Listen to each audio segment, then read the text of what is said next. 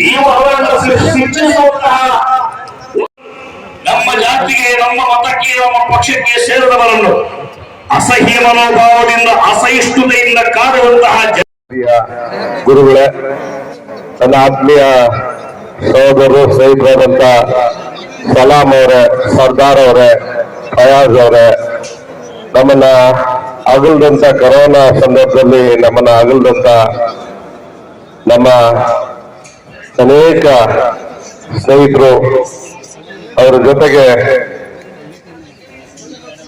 ನಮ್ಮ ಸಾಲೆಯಣ್ಣವರು, ಅನ್ವರ್ ಅವರು, ಅನೇಕರು ಕೂಡ ಹಿರಿಯರು ನಮ್ಮನ್ನೆಲ್ಲ ಕೂಡ ಅಗಲಿದ್ದಾರೆ. ಅವ್ರಿಗೂ ಭಗವಂತ ಒಳ್ಳೇದನ್ನ ಮಾಡ್ಲಿ ಅಂತ ನಾನು ಈ ಸಂದರ್ಭದಲ್ಲಿ ನೆನೆಸ್ಕೊಳ್ತಾ, ಆಗ್ಲೇ ಗುರುಗಳು ಮಾತಾಡುವಂತ ಸಂದರ್ಭದಲ್ಲಿ ಸಮಾನತೆಯನ್ನ, ಒಂದು ಮಾನವ ಧರ್ಮ ಅಂತ ಹೇಳಿದ್ರೆ ನಾವೆಲ್ಲರೂ ಕೂಡ ಹುಟ್ಟಿರೋಂಥದ್ದೇ, ಅದು ಮಾನವ ಜನ್ಮ ಆಗಿ ಹುಟ್ಟಿರುವಂಥದ್ದೇ ಪುಣ್ಯ. ಹುಟ್ಟಿರುವಂತ ಸಂದರ್ಭದಲ್ಲಿ ಎಷ್ಟು ಒಳ್ಳೆ ಕೆಲಸಗಳನ್ನ ಮಾಡಿದ್ರೆ ಆ ಭಗವಂತ ಅಲ್ಲಾನು ಕೂಡ ನಮ್ಗೆ ಒಳ್ಳೇದನ್ನ ಮಾಡ್ತಾರೆ. ಯಾವುದೇ ಧರ್ಮ ಇರಲಿ, ಕಷ್ಟದಲ್ಲಿದ್ದಾನೆ, ನೋವಿನಲ್ಲಿದ್ದಾನೆ ಅಂತ ಹೇಳಿದಾಗ ಅವರ ಜೊತೆ ನಿಲ್ಲುವಂಥದ್ದೇ ಮಾನವ ಧರ್ಮ. ಅದನ್ನ ವಿಶೇಷವಾಗಿ ಭಾರತದಲ್ಲಿ ನಾವೆಲ್ಲ ಹುಟ್ಟಿದ್ದೇವೆ, ನಾವೆಲ್ಲ ಅಣ್ಣ ತಮ್ಮಂದ್ರಾಗಿ ಬದುಕ್ತಾ ಇದ್ದೇವೆ ಅಂತ ಹೇಳಿದ್ರೆ ಅದು ಪೂರ್ವ ಜನ್ಮದ ಪುಣ್ಯ ಅಂತ ನನ್ನ ಭಾವನೆ. ನಾನು ಮೊಹಮ್ಮದ್ ಪೈಗಂಬರ್ ಅವ್ರನ್ನ ನಮ್ಮ ಧರ್ಮ ಗುರುಗಳು ಅಂತಾರೆ ನಾನು ತುಂಬಾ ಭಕ್ತಿಯಿಂದ ನೆನೆಸ್ಕೊಳ್ಳಿಕ್ಕೆ ಈ ಕಾರ್ಯಕ್ರಮಕ್ಕೆ ಬಂದಿದ್ದೇನೆ. ಅವರು ಬೋಧನೆ ಮಾಡಿದಂಥದ್ದು ಇಡೀ ಪ್ರಪಂಚಕ್ಕೆ, ಎಲ್ಲ ಧರ್ಮಗಳು ಕೂಡ ನಮ್ಮವರೇ, ನಮ್ಮ ಅಣ್ಣ ತಮ್ಮಂದ್ರೆ, ಸಮಾನತೆಯನ್ನ ಬೋಧಿಸಿದಂತ ಗುರುಗಳು. ಇಲ್ಲೂ ನಮ್ಮ ರಾಜ್ಯದಲ್ಲಿ ನಾನು ಶಿವಕುಮಾರ ಸ್ವಾಮೀಜಿಗಳನ್ನ ನೆನಪು ಮಾಡ್ಕೊಳ್ತೇನೆ. ಅನೇಕ ಮುಸ್ಲಿಂ ಬಂಧುಗಳು ವಿದ್ಯಾರ್ಥಿಗಳಾಗಿ ಶಿವಕುಮಾರ ಸ್ವಾಮೀಜಿಗಳ ಆಶ್ರಮದಲ್ಲಿ ಓದಂಥದ್ದು, ನಾನು ಕೂಡ ಅಲ್ಲೇ ಓದಂತ ವಿದ್ಯಾರ್ಥಿ. ನಾವು ಯಾವುದೇ ಧರ್ಮದಲ್ಲಿ ಹುಟ್ಟಿರ್ಬೋದು, ಆದ್ರೆ ಎಲ್ಲರನ್ನ ಜೊತೆ ಕರ್ಕೊಂಡು ಹೋಗುವಂಥದ್ದು ಕೂಡ ತುಂಬಾ ದೊಡ್ಡತನ. ಸಮಸ್ಯೆಗಳಿರ್ತದೆ, ಅಣ್ಣ ತಮ್ಮಂದ್ರಲ್ಲೇ ಎಷ್ಟು ಸಮಸ್ಯೆಗಳಿರುತ್ತೆ, ಒಂದು ಕುಟುಂಬದಲ್ಲೇ ಅನೇಕ ಸಮಸ್ಯೆಗಳಿರುತ್ತೆ. ದೇಶ ಅಥವಾ ಬೇರೆ ಇನ್ಯಾವುದೋ ವಿಷಯ ಬಂದಾಗ ಬೇರೆ ಬೇರೆ ಸಮಸ್ಯೆಗಳು ಇರ್ಬೋದು. ಆದ್ರೆ ನಮ್ಮ ಭಾರತದಲ್ಲಿ 30 ರಾಜ್ಯಗಳಿಗಿಂತ ಹೆಚ್ಚು ಬೇರೆ ಬೇರೆ ಭಾಷೆಗಳು ಎಲ್ಲ ಇದ್ರೂ ಕೂಡ ನಾವೆಲ್ಲ ಭಾರತದಲ್ಲೇ ಹುಟ್ಟಿದ್ದೇವೆ, ನಾವೆಲ್ಲ ಭಾರತದಲ್ಲೇ ಸಾಯ್ತೇವೆ, ನಾವೆಲ್ಲ ಭಾರತ ಮಾತೆಯನ್ನ, ದೇವರನ್ನ, ಅದು ಯಾವುದೇ ರೂಪದಲ್ಲಿ ದೇವರನ್ನ ಪೂಜೆ ಮಾಡುವಂತ ಕೆಲಸವನ್ನ ನಾವು ಮಾಡೋಣ. ಆ ಭಗವಂತ ನಮ್ಮನ್ನ ನೋಡ್ತಾ ಇರ್ತಾನೆ. ಹುಟ್ಟಿಸಿದಂತ ಭಗವಂತ ನಮಗೆ, ನಾವು ಯಾರು ಬೇಕಂದ್ರೂ ಯಾಮಾರಿಸ್ಬೋದು, ಆದ್ರೆ ಭಗವಂತ ಮೇಲೆಯಿಂದ ನೋಡ್ತಾ ಇರ್ತಾನೆ. ದೇಶಕ್ಕಾಗ್ಲಿ, ಬೇರೆ ಧರ್ಮಕ್ಕಾಗ್ಲಿ, ಅಥವಾ ನಮ್ಮ ಧರ್ಮದಲ್ಲಿ ಆಗ್ಲಿ, ಅದು ಮುಸ್ಲಿಂ ಇರ್ಬೋದು, ಹಿಂದೂ ಇರ್ಬೋದು, ಯಾರೇ ಇರ್ಬೋದು, ಆ ಧರ್ಮದಲ್ಲಿರುವಂತವ್ರು ಯಾವುದೇ ಧರ್ಮದ ಒಬ್ಬರು ಬಂದಾಗ ಅವ್ರನ್ನ ಪ್ರೀತಿಸುವಂಥದ್ದು, ಅವೆಲ್ಲವನ್ನ ನಾವು ಮಾಡ್ಬೇಕಾಗಿದೆ. ಇಲ್ಲ ಅಂದ್ರೆ ನಾವು ಮನುಷ್ಯರಾಗಿ ಹುಟ್ಟಿ ನಿಜವಾಗ್ಲೂ ಪ್ರಯೋಜನ ಇಲ್ಲ. ಇವತ್ತು ಪ್ರಪಂಚದಲ್ಲಿ ಅನೇಕ ಸಮಸ್ಯೆಗಳಿದೆ ಬೇರೆ ಬೇರೆ ದೇಶಗಳಲ್ಲಿ. ನಿಜವಾಗ್ಲೂ ಪುಣ್ಯ ಅಂತ ಹೇಳಿದ್ರೆ ಭಾರತ ಮಾತ್ರನೇ ನೆಮ್ಮದಿಯಾಗಿ ನಾವೆಲ್ಲರೂ ಇರುವಂತದ್ದು ಪುಣ್ಯ ಭೂಮಿ ಭಾರತ.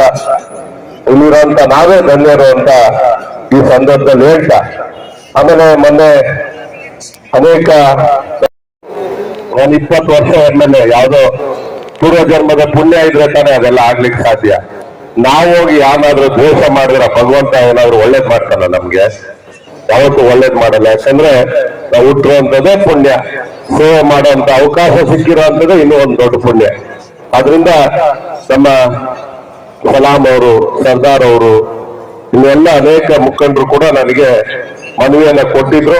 ನಮ್ಮೆಲ್ಲ ಮಸೀದಿಯ ಮುಖಂಡರು ಒಂದಷ್ಟು ಸಮಸ್ಯೆಗಳನ್ನ ತಕ್ಷಣ ಬಗೆಹರಿಸುವಂತ ಕೆಲಸ ಮಾಡೋಣ, ನಾವೆಲ್ಲ ನಿಮ್ ಜೊತೆ ಇದ್ದೇವೆ, ನಿಮ್ಮೊಟ್ಟಿಗೆ ಇದ್ದೇವೆ, ಅಭಿವೃದ್ಧಿ ಒಂದು ಮೂಲ ಮಂತ್ರವನ್ನ ಇಟ್ಕೊಂಡು ನಾವೆಲ್ಲ ಕೆಲಸಗಳನ್ನ ಪ್ರಾರಂಭ ಮಾಡೋಣ. ಈ ಒಂದು ಸಮಾವೇಶ ಅನೇಕ ಗುರುಗಳು ಬೇರೆ ಬೇರೆ ಕಡೆಯಿಂದ ಕೂಡ ಬಂದಿದ್ದಾರೆ. ನಾವೆಲ್ಲ ಇಲ್ಲಿರುವಂತವರು ತುಂಬಾ ಪ್ರೀತಿಯಿಂದ, ವಿಶ್ವಾಸದಿಂದ ಜೊತೆಗಿರುವಂತದನ್ನ ನೋಡಿ ಅವ್ರಿಗೂ ಖುಷಿಯಾಗಿದೆ.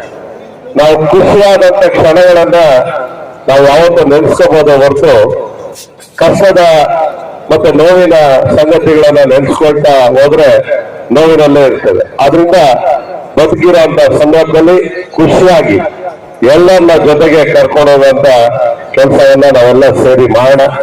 ಈ ಒಂದು ಕಾರ್ಯಕ್ರಮದಲ್ಲಿ ಭಾಗಿಯಾಗಿರುವಂತ ನಮ್ಮೆಲ್ಲರಿಗೂ ಕೂಡ ಮತ್ತೊಮ್ಮೆ ಆ ಭಗವಂತ ಒಳ್ಳೆಯದನ್ನ ಮಾಡ್ಲಿ, ಈ ಕ್ಷೇತ್ರ ಇನ್ನಷ್ಟು ಅಭಿವೃದ್ಧಿ ಆಗ್ಲಿ, ನೀವೆಲ್ಲರ ಪ್ರೀತಿ ವಿಶ್ವಾಸ ನಮ್ಮ ಒಟ್ಟಿಗೆ ಇರ್ಲಿ ಅಂತ ಮತ್ತೊಮ್ಮೆ ನಮ್ಮಲ್ಲಿ ಈ ಒಂದು ಕಾರ್ಯಕ್ರಮಕ್ಕೆ ಕರೆದಂತ ಎಲ್ಲ ಸ್ನೇಹಿತರಿಗೂ ಧನ್ಯವಾದವನ್ನು ಹೇಳ್ತಾ बेंगलुरु के बोमनहल्ली में तारीखी इजलास शेर पंजाब शाही इमाम हजरत मौलाना उस्मान रहमानी लुधियानवी का खिताब नायाब। शेर पंजाब शाही इमाम हजरत मौलाना उस्मान साहब लुधियानवी दामन बरकातुहुल आलिया। बेंगलुरु के बोमनहल्ली में तारीखी इजलास शेर पंजाब शाही इमाम हजरत मौलाना उस्मान रहमानी लुधियानवी का खिताब नायाब। गफलत की नींद सो रहे मुसलमानों को बेदार करने वाला खिताब, इख्तलाफात में मुब्तला मुसलमानों को झिंझोड़ने वाला खिताब, उलमाए कराम की कदर न करने वाले मुसलमानों को शेर पंजाब की सख्त ताकीद। नमाज रोजा हज उम्रा करते हुए झूठ सूदखोरी रिश्वतखोरी में मुब्तला मुसलमानों को शेर पंजाब शाही इमाम की वार्निंग। नबी पाक सल्लल्लाहु अलैहि वसल्लम से इश्क का दावा और आप सल्लल्लाहु अलैहि वसल्लम की सुन्नतों में गफलत और अमल में कोताही बरतने वाले मुसलमानों को शेर पंजाब शाही इमाम की नसीहत। दीनी मसाइल दीनी मामलात में उलमाए कराम से रुजू होने के बजाय अपने तौर पर फतवा देने वाले, नमाज रोजा हज ज़कात के मकसद को जाने बगैर बहस व तकरार करने वाले मुसलमानों को शेर पंजाब शाही इमाम की नसीहत। अपने मजहब पर कायम रहते हुए हिंदू मुस्लिम इत्तेहाद भाईचारे को परवान चढ़ाने और मुल्क की तरक्की में बढ़ चढ़ कर हिस्सा लेने की शेर पंजाब शाही इमाम की तलकीन। जी हां दोस्तों, बेंगलुरु के बोमनहल्ली इलाके में हुए इस तारीखी इजलास में मौलाना उस्मान रहमानी लुधियानवी ने अपने बसीरत अफरोज खिताब में मुसलमानों को झिंझोड़ने बेदार करने की कोशिश की और हालात हाजिरा के पेश नजर काफी कीमती बातें कीमती नसीहतें कहीं। बेंगलुरु के बोमनहल्ली मंगमन पाल्या में अंजुमन अल अंसार व जिम्मेदारान मसाजिद व उलमाए कराम की जानिब से तहफ़ुज़ ख़त्म नबूवत व तहफ़ुज़ औक़ाफ़ के उन्वान के तहत ये अज़ीमुश्शान इजलास बतारीख 26 अक्टूबर 2024 बरोज़ हफ्ता मुनक़द हुआ। रियासत पंजाब के शाही इमाम के अलावा बेंगलुरु सिटी जामिया मस्जिद के खतीब व इमाम मौलाना मकसूद इमरान रशादी, हैदराबाद के मारूफ आलिम दीन मौलाना मुफ्ती मोहम्मद जमालुद्दीन व दीगर अहम उलमाए कराम अमाइदीन ने शिरकत की। कर्नाटक के वजीर ट्रांसपोर्ट रामलिंगा रेड्डी, बोमनहल्ली बीजेपी के एमएलए सतीश रेड्डी, साबिक रियासती वजीर आर रोशन बेग व दीगर अहम शख्सियात इस जलसे में जलवा अफरोज थीं। इस मौके पर मुंतज़मीन इजलास ने कहा कि अंजुमन अल अंसार के सदर सैयद सरदार की क़यादत में बोमनहल्ली के सियासी समाजी कायदीन उलमाए कराम मसाजिद कमेटियों में इत्तेहाद व इत्तेफाक कायम रहने की वजह से इतना बड़ा जलसा कामयाबी के साथ इख्तिताम पजीर हुआ। जुनूबी हिंद न्यूज़ रिपोर्ट।